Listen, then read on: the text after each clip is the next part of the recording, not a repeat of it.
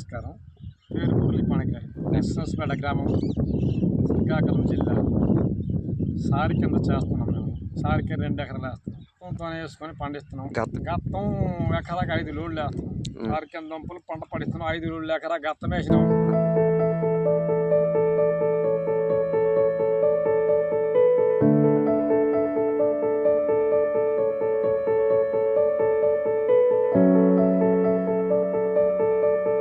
ప్రకృతి వాసన 6 మాసాల పంట.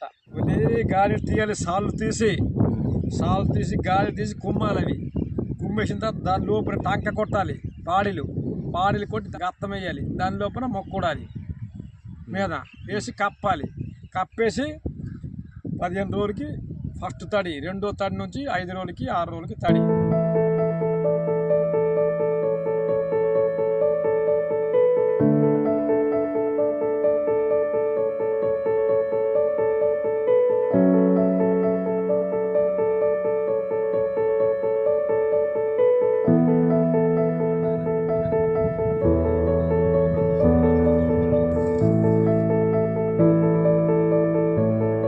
అది మొక్కలు కట్ చేసి వేయాలి, దుంపను వేయాలి.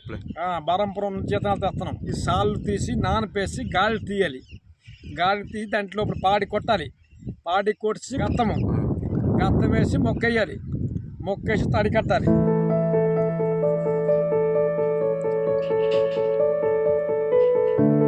తడి కట్టిన 20 రోజుల వరకు తడి అక్కర్లేదు. దాని తర్వాత మళ్ళీ ఓరానికి ఒక తడి కట్టాలి. ఓరానికి తడి కట్టితే పండుతుంది. దానికి మళ్ళీ దేవ తోయాలి. దేవ తోసిన తర్వాత పండిన తర్వాత ఆ మొక్క మన చేత్తో అవుద్ది. ఆ మొక్క కట్ చేసిన తర్వాత దుంప వస్తుంది.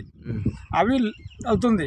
వైజాగ్, శ్రీకాకుళం, పార్తీపురం, బరంపురం అన్నీ సప్లై అవుతుంది. హైదరాబాదు. అది ఒంటికి చాలా బలమైన వస్తువు. కేజీ అవ్వచ్చు, కేజీన్నర అవ్వచ్చు. 100 గ్రాముల పిలకతోనే